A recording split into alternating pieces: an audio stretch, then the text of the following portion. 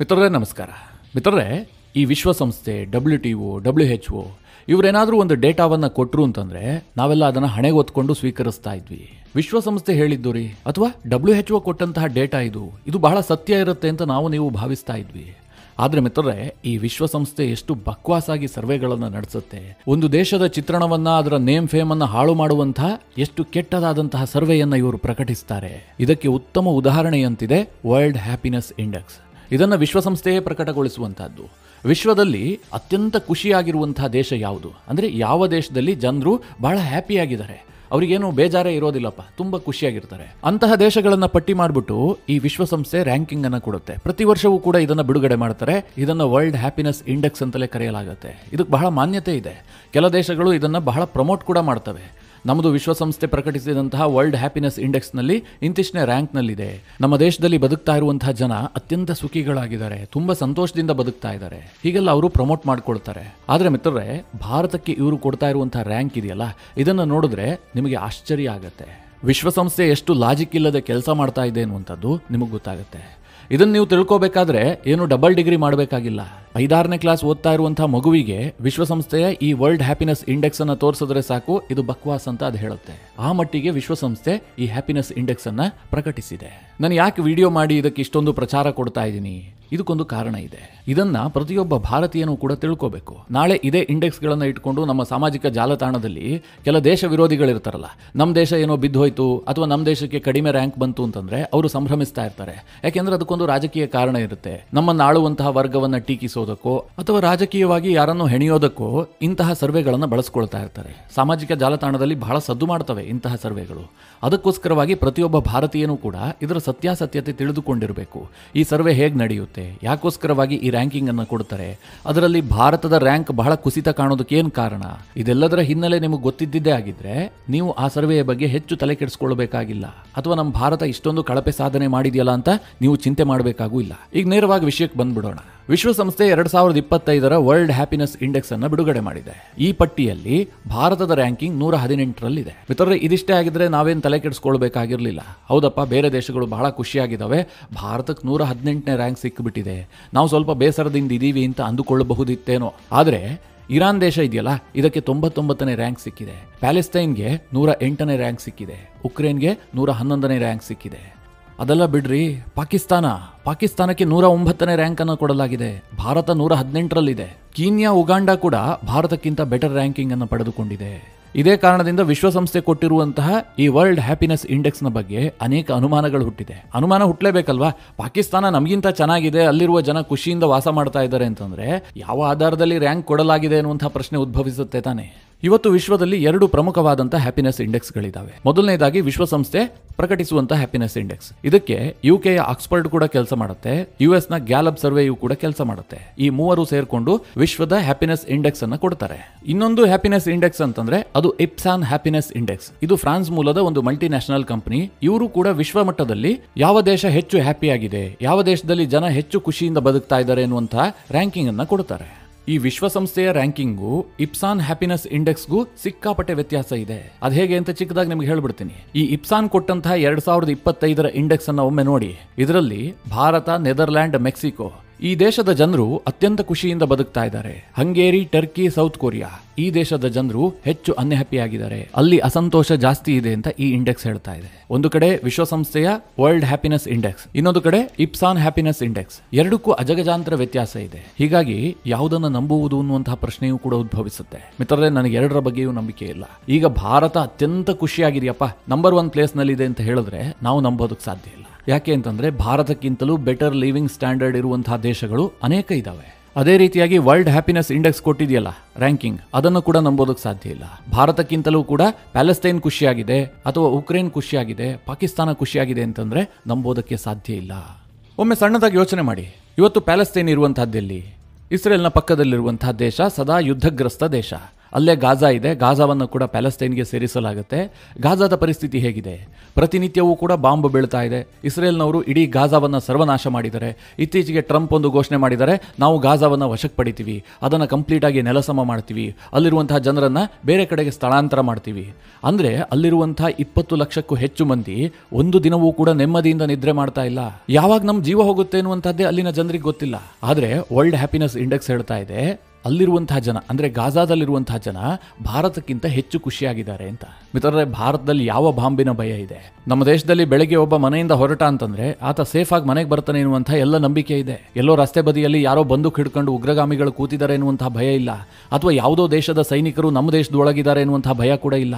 ದೇವರ ದಯದಿಂದ ಅಷ್ಟು ನಾವು ನೆಮ್ಮದಿಯಾಗಿ ಬದುಕ್ತಾ ಇದ್ದೀವಿ. ಆದ್ರೆ ವರ್ಲ್ಡ್ ಹ್ಯಾಪಿನೆಸ್ ಇಂಡೆಕ್ಸ್ ಹೇಳ್ತಾ ಇದೆ, ಭಾರತಕ್ಕಿಂತಲೂ ಗಾಜಾ ಹೆಚ್ಚು ಸುರಕ್ಷಿತವಾಗಿದೆ, ಅಲ್ಲಿ ಜನ ಹೆಚ್ಚು ನೆಮ್ಮದಿಯಿಂದ ಬದುಕ್ತಾ ಇದ್ದಾರೆ ಅಂತ. ಇನ್ನು ಇಂಟ್ರೆಸ್ಟಿಂಗ್ ವಿಚಾರ ಅಂತಂದ್ರೆ ಪಾಕಿಸ್ತಾನದ್ದು. ಇವತ್ತು ಮಿತ್ರರೇ, ಪಾಕಿಸ್ತಾನದವರು ಭಾರತವನ್ನು ನೋಡಿಕೊಂಡು ಹೊಟ್ಟೆ ಹುರ್ಕೊಳ್ತಾ ಇದ್ದಾರೆ. ಭಾರತ ತುಂಬಾ ಸ್ಟೇಬಲ್ ಆಗಿದೆ. ಎರಡೂ ದೇಶಗಳ ಜರ್ನಿ ಒಮ್ಮೆಗೆ ಆರಂಭವಾಗಿದ್ದು, ಆದ್ರೆ ಇವತ್ತು ಭಾರತ ಎಲ್ಲಿ ಹೋಗಿ ನಿಂತಿದೆ? ವಿಶ್ವದ ಅತ್ಯಂತ ಪ್ರಬಲ ದೇಶಗಳನ್ನ ಪಟ್ಟಿ ಮಾಡಿದ್ರೆ ಭಾರತ ಟಾಪ್ 5 ನಲ್ಲಿ ಬರುತ್ತೆ. ಪಾಕಿಸ್ತಾನ ಎಲ್ಲಾದ್ರೂ ಕಾಣೋದಕ್ಕೆ ಸಿಗುತ್ತಾ? ಅಂತಹ ಪರಿಸ್ಥಿತಿಯಲ್ಲಿ ಪಾಕಿಸ್ತಾನದ ಸ್ಥಿತಿ ಇದೆ. ಆದರೂ ಕೂಡ ಈ ವರ್ಲ್ಡ್ ಹ್ಯಾಪಿನೆಸ್ ಇಂಡೆಕ್ಸ್ ಹೇಳ್ತಾ ಇದೆ, ಭಾರತಕ್ಕಿಂತಲೂ ಪಾಕಿಸ್ತಾನದ ಜನ ಹೆಚ್ಚು ಖುಷಿಯಾಗಿದ್ದಾರೆ ಅಂತ. ನನಗೀಗ ಒಂದು ಪ್ರಶ್ನೆ ಬರ್ತಾ ಇದೆ, ಭಾರತದಲ್ಲೂ ಅನೇಕ ಮಾಧ್ಯಮಗಳು ಇದನ್ನೇ ಪ್ರಶ್ನೆ ಮಾಡ್ತಾ ಇದ್ದಾವೆ. ಅದೇನು ಕೇಳಿದ್ರೆ, ಯಾವ ದೇಶದಲ್ಲಿ ಹೆಚ್ಚು ಸಮಸ್ಯೆಗಳಿದಾವೋ, ಯಾವ ದೇಶದಲ್ಲಿ ಅರಾಜಕತೆ ಇದೆಯೋ ಅದರಿಂದಲೇ ಏನಾದರೂ ಜನ ಖುಷಿಯಲ್ಲಿದ್ದಾರಾ? ಈಗ ಪಾಕಿಸ್ತಾನದಲ್ಲಿ ಸಿಕ್ಕಾಪಟ್ಟೆ ಅರಾಜಕತೆ ಇದೆ, ಬಲೂಚಿಗಳು ಪ್ರತಿನಿತ್ಯ ಬಾಂಬ್ ಹಾಕ್ತಾ ಇದ್ದಾರೆ, ಅಲ್ಲಿ ಯಾರ ಜೀವಕ್ಕೂ ಸುರಕ್ಷತೆ ಇಲ್ಲ. ಇದನ್ನೇ ಜನ ಏನಾದರೂ ಎಂಜಾಯ್ ಮಾಡೋದಕ್ಕೆ ಶುರು ಮಾಡಿದಾರಾ? ಅದೇ ಏನಾದರೂ ಹ್ಯಾಪಿನೆಸ್ಗೆ ಕಾರಣ ಆಗ್ತಾ ಇದೆಯಾ? ಇಂತಹ ಪ್ರಶ್ನೆಗಳು ಮೂಡ್ತಾ ಇದೆ. ಯಾಕೆ ಅಂತಂದ್ರೆ ವರ್ಲ್ಡ್ ಹ್ಯಾಪಿನೆಸ್ ಇಂಡೆಕ್ಸ್ ಅದನ್ನೇ ಹೇಳ್ತಾ ಇದೆ. ಈ ಭಾರತದ ಕತೆ ಬಿಟ್ಬಿಡ್ರಿ, ಅಮೆರಿಕ ಕತೆಗೆ ಬರೋಣ. ನಿಮಗೆ ಒಂದು ಪ್ರಶ್ನೆ ಕೇಳ್ತೀನಿ, ಅಮೆರಿಕ ಹೆಚ್ಚು ಖುಷಿಯಾಗಿದೆಯಾ ಅಥವಾ ಇಸ್ರೇಲ್ ಹೆಚ್ಚು ಖುಷಿಯಾಗಿದೆಯಾ? ಯಾವ ದೇಶದ ಜನರು ಹೆಚ್ಚು ಖುಷಿಯಾಗಿದ್ದಾರೆ, ಹೆಚ್ಚು ಸುರಕ್ಷಿತವಾಗಿದ್ದಾರೆ? ಈ ಪ್ರಶ್ನೆಯನ್ನು ನಿಮಗೆ ಕೇಳಿದ್ರೆ ನೀವೇನು ಉತ್ತರ ಹೇಳ್ತೀರಿ? ಅಮೆರಿಕ ಖುಷಿಯಾಗಿದೆ ಅಂತ. ಈಗ ಭಾರತದಲ್ಲಿರುವಂತಹ ಒಬ್ಬ ವ್ಯಕ್ತಿಗೆ ನೀನು ಅಮೆರಿಕಕ್ಕೆ ಹೋಗಿ ವಾಸ ಮಾಡ್ತೀಯಾ ಅಥವಾ ಇಸ್ರೇಲ್ಗೆ ಹೋಗಿ ವಾಸ ಮಾಡ್ತೀಯಾ? ಈ ರೀತಿಯ 2 ಆಪ್ಷನ್ ಕೊಟ್ಟಿದ್ದೆ ಆದ್ರೆ ಆತ ಸಹಜವಾಗಿ ನಾನು ಅಮೆರಿಕಕ್ಕೆ ಹೋಗ್ತೀನಿ ಅಂತ ಹೇಳ್ತಾನೆ. ಭಾರತದಲ್ಲಿರುವಂತಹ 199.99% ಜನ ಅಮೆರಿಕವನ್ನು ಆಯ್ಕೆ ಮಾಡ್ಕೊಳ್ತಾರೆ ಹೊರತು ಇಸ್ರೇಲ್ ಅನ್ನು ಆಯ್ಕೆ ಮಾಡ್ಕೊಳ್ಳೋದಿಲ್ಲ. ಯಾಕೆಂದ್ರೆ ಇಸ್ರೇಲ್ನಲ್ಲಿ ಸದಾ ಭಯ ಇದೆ. ಯಾವಾಗ ಯಾವ ಮಿಸೈಲ್ ಬಂದು ಬೀಳುತ್ತೋ ಏನೋ ಹೇಳೋದಕ್ಕೆ ಸಾಧ್ಯ ಇಲ್ಲ. ಅಲ್ಲಿ ಬದುಕೋದಾದ್ರೆ ಐರನ್ ಡೋಮ್ನ ಸಹಾಯದಿಂದ ಬದುಕಬೇಕು, ಅಂತಹ ಪರಿಸ್ಥಿತಿ ಇದೆ. ಹೀಗಾಗಿ ಯಾರೂ ಇಸ್ರೇಲನ್ನು ಚಾಯ್ಸ್ ಮಾಡೋದೇ ಇಲ್ಲ. ಅಮೆರಿಕ ಹೆಚ್ಚು ಸುರಕ್ಷಿತವಾಗಿದೆ, ವಿಶ್ವದ ಅತ್ಯಂತ ಬಲಾಢ್ಯ ದೇಶ, ಆರ್ಥಿಕವಾಗಿ ಅತ್ಯಂತ ಸದೃಢವಾಗಿರುವಂತಹ ದೇಶ ಅಂತ ಪ್ರತಿಯೊಬ್ಬರಿಗೂ ಗೊತ್ತಿದೆ. ಆದರೆ ಮಿತ್ರರೇ, ಈ ಹ್ಯಾಪಿನೆಸ್ ಇಂಡೆಕ್ಸ್ ಹೇಳ್ತಾ ಇದೆ ಅಮೆರಿಕ 24ನೇ ರ್ಯಾಂಕಿಂಗ್ನಲ್ಲಿದೆ, ಆದರೆ ಇಸ್ರೇಲ್ 8ನೇ ರ್ಯಾಂಕಿಂಗ್ನಲ್ಲಿದೆ. ಇಸ್ರೇಲ್ನಲ್ಲಿ ಅಮೆರಿಕಾಗಿಂತ ಹೆಚ್ಚು ಹ್ಯಾಪಿನೆಸ್ ಇದೆ ಅಂತ ಈ ವರ್ಲ್ಡ್ ಹ್ಯಾಪಿನೆಸ್ ಇಂಡೆಕ್ಸ್ ಹೇಳ್ತಾ ಇದೆ. ಇದಕ್ಕೆ ಮಿತ್ರರೇ ಇದು ಅನುಮಾನಕ್ಕೆ ಕಾರಣವಾಗಿರೋದು. ಈ ಇಡೀ ವರ್ಲ್ಡ್ ಹ್ಯಾಪಿನೆಸ್ ಇಂಡೆಕ್ಸ್ನಲ್ಲಿ ಯುರೋಪ್ನ ಪ್ರಭಾವ ಜಾಸ್ತಿ ಕಾಣುತ್ತೆ. ಈ ಫಿನ್ಲ್ಯಾಂಡ್, ಡೆನ್ಮಾರ್ಕ್, ಐರ್ಲ್ಯಾಂಡ್ ಈ ಎಲ್ಲ ದೇಶಗಳು ವಿಶ್ವದಲ್ಲೇ ಅತ್ಯಂತ ಖುಷಿಯಾಗಿರುವಂತಹ ದೇಶಗಳು. ಈ ದೇಶದ ಜನರಿಗೆ ಅನ್ಹ್ಯಾಪಿ ಅಂತಂದ್ರೆ ಏನು ಅಂತಾನೆ ಗೊತ್ತಿಲ್ಲ ಅಂತ ಈ ಸರ್ವೆ ಹೇಳ್ತಾ ಇದೆ. ಹೀಗಾಗಿ ಯುರೋಪ್ನ ರಾಷ್ಟ್ರಗಳಿಗೆ ವಿಪರೀತವಾದಂತಹ ಪ್ರಾಶಸ್ತ್ಯವನ್ನು ಕೊಡಲಾಗಿದೆ. ಬೇರೆ ದೇಶಗಳನ್ನ ಸ್ವಲ್ಪ ಕೆಳಮಟ್ಟದಲ್ಲಿ ತೋರಿಸುವಂತಹ ಪ್ರಯತ್ನಗಳು ನಡೆದಿದೆ. ಹಾಗಾದ್ರೆ ಇವರು ಯಾವ ಆಧಾರದಲ್ಲಿ ಈ ಇಂಡೆಕ್ಸ್ ಅನ್ನ ಕೊಡ್ತಾರೆ? ಈ ರ್ಯಾಂಕಿಂಗ್ ಕೊಡೋದಕ್ಕೆ ಏನು ಮಾನದಂಡ ಕೇಳಿದ್ರೆ ಕೆಲವೊಂದಷ್ಟು ಅಂಶಗಳನ್ನು ಇವರು ಮೆನ್ಷನ್ ಮಾಡಿದ್ದಾರೆ. ಮುಖ್ಯವಾಗಿ GDP ಪರ್ ಕ್ಯಾಪಿಟಾ ಇನ್ಕಮ್ ಬಗ್ಗೆ ನಾವು ಗಮನ ಹರಿಸ್ತೀವಿ, ಅದನ್ನ ಗಣನೆಗೆ ತೆಗೆದುಕೊಂಡು ಈ ರ್ಯಾಂಕಿಂಗ್ ಅನ್ನ ಕೊಡ್ತೀವಿ ಅಂತ ಇವರು ಹೇಳ್ತಾ ಇದ್ದಾರೆ. ಅದೇ ಸತ್ಯ ಅಂತ ಭಾವಿಸಿದ್ರೂ ಕೂಡ ಈ ರ್ಯಾಂಕಿಂಗ್ ತಪ್ಪಾಗಿದೆ. ಯಾಕೆ ಅಂತಂದ್ರೆ ಇವತ್ತು ಪಾಕಿಸ್ತಾನಕ್ಕಿಂತಲೂ ಕೂಡ ಭಾರತದ GDP ಪರ್ ಕ್ಯಾಪಿಟಾ ಇನ್ಕಮ್ ಹಲವು ಪಟ್ಟು ಜಾಸ್ತಿ ಇದೆ. ಆದ್ರೂ ಕೂಡ ಪಾಕಿಸ್ತಾನಕ್ಕಿಂತ ಭಾರತದ ರ್ಯಾಂಕಿಂಗ್ ಕಳಪೆಯಾಗಿ ಕೊಡಲಾಗಿದೆ. ಇನ್ನೊಂದು, ಈ ವಿಶ್ವಸಂಸ್ಥೆ ವರ್ಲ್ಡ್ ಹ್ಯಾಪಿನೆಸ್ ಇಂಡೆಕ್ಸ್ ಅನ್ನು ಪ್ರಕಟಿಸಿದೆಯಲ್ಲ, ಇದರ ಗುಣಮಟ್ಟ ಎಷ್ಟು ಕಳಪೆಯಾಗಿದೆ ಅನ್ನೋದಕ್ಕೆ ಇದೊಂದೇ ಉದಾಹರಣೆ ಸಾಕು. ಅದೇನು ಕೇಳಿದ್ರೆ ಇದರ ಸ್ಯಾಂಪಲ್. ಈ ಇಂಡೆಕ್ಸ್ ನಲ್ಲಿ ಒಟ್ಟು 147 ದೇಶಗಳಿಗೆ ರ್ಯಾಂಕಿಂಗ್ ಕೊಡುವಂತಹ ಕೆಲಸ ಆಗಿದೆ. 147 ದೇಶಗಳಿಗೆ ಇವರು ಎಷ್ಟಪ್ಪ ಸ್ಯಾಂಪಲ್ ಅನ್ನು ತೆಗೆದುಕೊಂಡಿದ್ದಾರೆ ಅಂದ್ರೆ ಎಷ್ಟು ಜನರನ್ನ ಸಂದರ್ಶನ ಮಾಡಿದ್ದಾರೆ ಕೇಳಿದ್ರೆ ಕೇವಲ 1 ಲಕ್ಷ. ಮಿತ್ರರೇ, 147 ದೇಶ, ಇದರಲ್ಲಿ ಕೇವಲ 1 ಲಕ್ಷ ಜನರನ್ನ ಸಂದರ್ಶನ ಮಾಡಿ ಇವರು ರ್ಯಾಂಕಿಂಗ್ ಅನ್ನು ಕೊಟ್ಟಿರುವಂತಹದ್ದು. ಭಾರತದ ಜನಸಂಖ್ಯೆ ಎಷ್ಟು?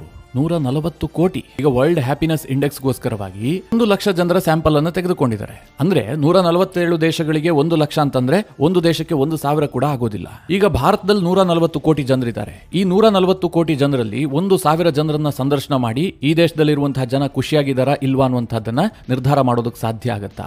ನಮ್ಮ ದೇಶದಲ್ಲಿ ಪ್ರತಿ 25 ಕಿಲೋಮೀಟರ್ಗೆ ಜಿಯೋಗ್ರಫಿ ಬದಲಾಗುತ್ತೆ, ಜನರ ಜೀವನ ಕ್ರಮ ಬದಲಾಗುತ್ತೆ. ಭಾರತ ದೇಶದಲ್ಲಿ ನೂರಾರು ಜಾತಿಗಳಿದಾವೆ, 10 ಧರ್ಮಗಳಿದಾವೆ. ಈ ದೇಶ ಒಂದು ಧರ್ಮದವರಿಗೆ ಖುಷಿಯನ್ನ ಕೊಟ್ಟರೆ ಇನ್ನೊಂದು ಧರ್ಮದವರಿಗೆ ಬೇಸರವನ್ನ ತರಿಸಿದೆ. ಕೆಲವರಿಗೆ ಈಗಲೂ ಕೂಡ ಪಾಕಿಸ್ತಾನ ಜಿಂದಾಬಾದ್ ಅನ್ನುವಂತಹ ಮನಸ್ಥಿತಿ ಇದೆ. ಅಂದ್ರೆ ಅವರಿಗೆ ಪಾಕಿಸ್ತಾನ ಚೆನ್ನಾಗಿ ಕಾಣ್ತಾ ಇದೆ. ನೀವು ಹೋಗಿ ಅಂತವರ ಸ್ಯಾಂಪಲ್ ಅನ್ನು ತೆಗೆದುಕೊಂಡು ಭಾರತದಲ್ಲಿರುವ ಜನ ಖುಷಿಯಾಗಿ ಬದುಕ್ತಾ ಇದ್ದಾರಾ ಇಲ್ವಾ ಅನ್ನುವಂತಹ ಇಂಡೆಕ್ಸ್ ಅನ್ನ ಕೊಡೋದಕ್ಕೆ ಸಾಧ್ಯ ಇದೆಯಾ? ಕನಿಷ್ಠ ಪಕ್ಷ ಭಾರತದಲ್ಲಿ ಈ ಸರ್ವೆಯನ್ನ ನಡೆಸಬೇಕು ಅಂತಂದ್ರೆ 0.01% ಆದ್ರೂ ಜನರ ಸ್ಯಾಂಪಲ್ ಅನ್ನು ತೆಗೆದುಕೊಳ್ಬೇಕು. ಅಂದ್ರೆ ಕನಿಷ್ಠ 1.5 ಲಕ್ಷ ಸ್ಯಾಂಪಲ್ ಅನ್ನಾದ್ರೂ ನೀವು ಪರಿಗಣನೆಗೆ ತೆಗೆದುಕೊಳ್ಬೇಕು. ಬೇರೆ ಬೇರೆ ಪ್ರದೇಶಕ್ಕೆ ಹೋಗಬೇಕು. ಈಗ ಕರ್ನಾಟಕದಲ್ಲಿ ಒಂದಷ್ಟು ಹಳ್ಳಿಗಳನ್ನು ಆಯ್ಕೆ ಮಾಡಿಕೊಳ್ಬೇಕು. ಆಂಧ್ರದಲ್ಲಿ ಒಂದಷ್ಟು ಹಳ್ಳಿಗಳಿರಬಹುದು, ಅಥವಾ ಅಸ್ಸಾಂ, ಒಡಿಶಾ ಈ ಭಾಗದಲ್ಲಿ ಒಂದಷ್ಟು ಹಳ್ಳಿಗಳು. ಅಂದ್ರೆ ದೇಶದ ಎಲ್ಲ ಭಾಗದಲ್ಲೂ ಕೂಡ ಎಲ್ಲ ವರ್ಗದ ಜನರ ಸಂದರ್ಶನ ಮಾಡಬೇಕು. ಅದರಲ್ಲಿ ಬಡವನು ಇರಬೇಕು, ಶ್ರೀಮಂತನೂ ಇರಬೇಕು, ಎಲ್ಲ ಜಾತಿಯವನು ಇರಬೇಕು, ಎಲ್ಲ ಧರ್ಮದವನು ಇರಬೇಕು. ಆಗ ನಿಮಗೆ ರಿಯಲ್ ಡೇಟಾ ಸಿಗುತ್ತೆ. ಅದನ್ನು ಬಿಟ್ಟು ನೀವೆಲ್ಲೋ ಆನ್ಲೈನ್ನಲ್ಲಿ ಸರ್ವೆ ಮಾಡ್ತೀರಿ, ಯಾರೋ ಒಂದಷ್ಟು ಜನರ ಸರ್ವೆ ಮಾಡ್ತೀನಿ, ಅದರಲ್ಲಿ ಯಾವುದೋ ಒಂದು ವರ್ಗದ ಜನ ಮಾತ್ರ ನಿಮಗೆ ಉತ್ತರ ಕೊಟ್ಟಿರ್ತಾರೆ. ಆ ಒಂದು ವರ್ಗದ ಜನ ಅಭಿಪ್ರಾಯ ಏನು ಕೊಟ್ಟಿರ್ತಾರೆ ಅದು ಇಡೀ ದೇಶದ ಅಭಿಪ್ರಾಯ ಆಗಿರೋದಿಲ್ಲ. ಹೀಗಾಗಿ ಇಂತಹ ಇಂಡೆಕ್ಸ್ಗಳು ಭಾರತಕ್ಕೆ ಯಾವ ರೀತಿಯಲ್ಲೂ ಕೂಡ ಅಪ್ಲೈ ಆಗೋದಿಲ್ಲ. ಆದರೆ ನಮ್ಮ ದೇಶದಲ್ಲಿ ಕೆಲ ಮೂರ್ಖರು ಇರ್ತಾರೆ, ಇದನ್ನೇ ವೈಭವೀಕರಿಸಿ ತನ್ನ ಸೋಷಿಯಲ್ ಮೀಡಿಯಾದಲ್ಲಿ ಹಾಕ್ಕೊಳ್ತಾರೆ.